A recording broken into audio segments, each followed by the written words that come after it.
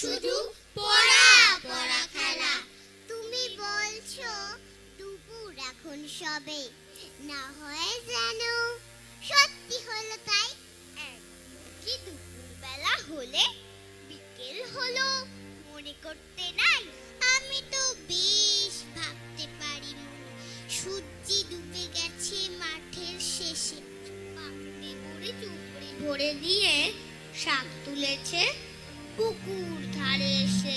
আধার হলো মাদার গাছের তলা, কালি হয়ে এলো দিঘির জল।